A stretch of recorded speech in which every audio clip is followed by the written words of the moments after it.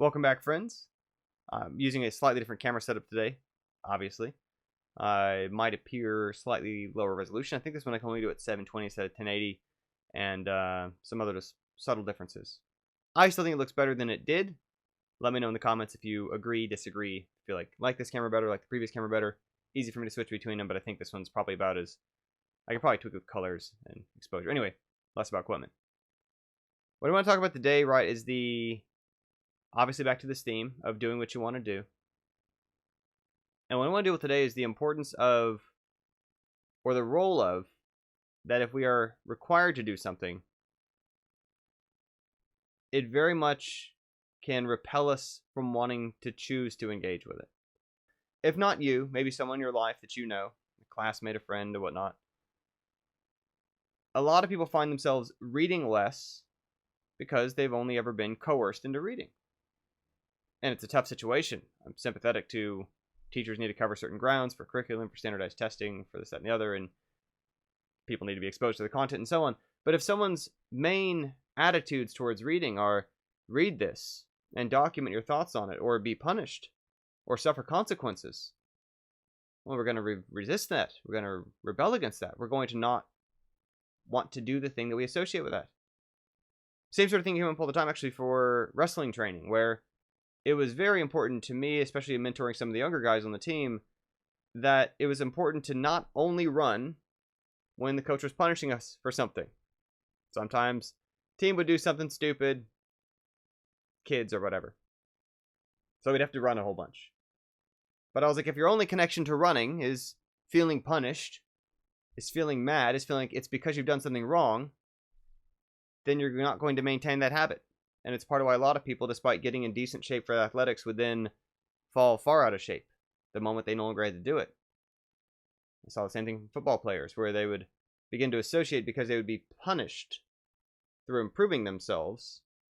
They would stop connecting the exercise to the process of self-improvement and connect it to, it's a sign I've done something wrong. And I suppose the reason I'm talking about this in the context of doing what you want to do is that if the only time that you are doing something is when it's necessitated by the outside world, or when it's coerced, or if you're punished if you're not doing it, if you're failing to still, as I do in this kind of athletic example, exercise separate from when it's forced upon you, then we begin to stray rapidly from doing it on our own grounds. We begin to rebel and push against it having a place in our life, because we want to feel like we are done being punished. We want to feel like we're not doing it under threat. And this even happens in situations where, if we look at some of the academic grants, which, for anyone unfamiliar with the process, there is essentially money on the table from organizations, philanthropic, scientific, governmental, to willing and ready to be put towards, if someone out there can make a smart case for this will help advance the arts, this will help advance science, this will help advance something that is worth doing, but that in the present state of the problem or the market space would not justify a market solution, would be unlikely to realistically have a yield of just selling some trinket to some customer. But when they do those, and I mean it makes sense as to why, they write the grant proposal. The proposal says over the next 2 to 3 years we're going to spend these funds in this way to try to solve the problem in this way. And even if they get the grant, if halfway through it, if they realize, ooh, this is not the best way to solve this problem, we should be able to pivot. We have a different idea that we think is more likely to really be in the spirit of achieving what this grant was for. Can't do that. Absolutely can't do that. That's very problematic to have accepted money saying you're going to attack the problem this way, and then wanting to say, but let's use it that way. Can't do that. And the same thing happens in crowdfunding, where it might even seem like, well, at least there, it's not as though you have investors owning a fraction of the company who have therefore say in what happens. Obviously, in the case of crowdfunding, you've made a promise of what you're going to deliver on, and that promise is what the funding is for. And once again, if you find that actually there's a better way we want to go with this, so that feels more true to what we want to do, even in that, which seems like the most separate case from the risks of standard market kind of engagement, we have still compelled ourselves through that promise to say, I'm going to produce exactly what I said I would, or by the objective measure of delivering on what I promised on, I have failed at this.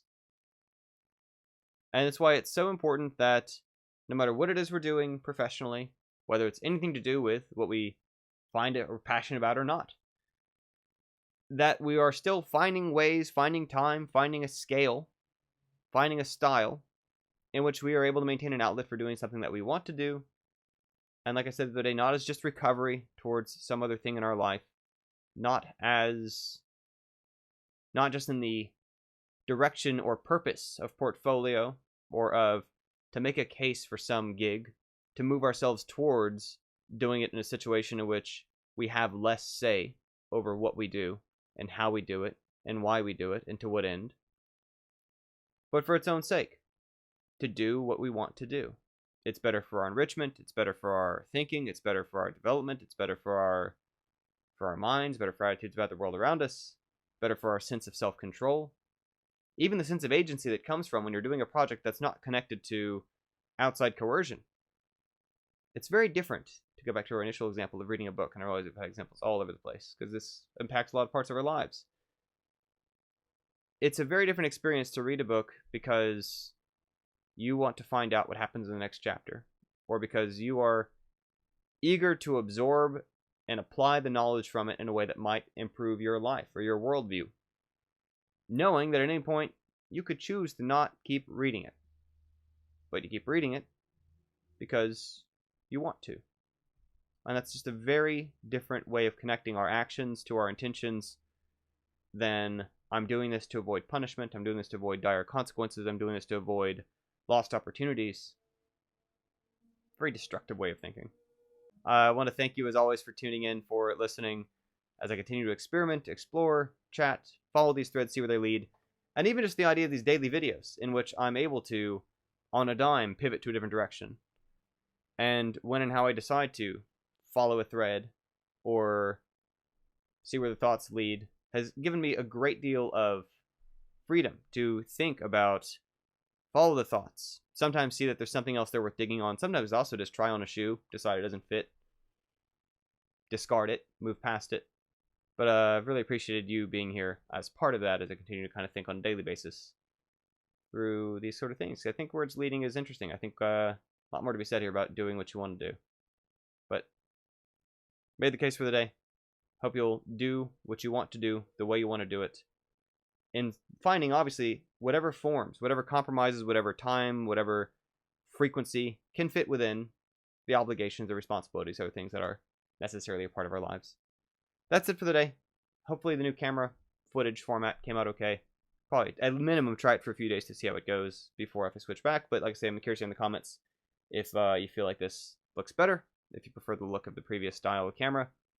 I'd appreciate hearing that too. Thanks for being here. I'll see you tomorrow.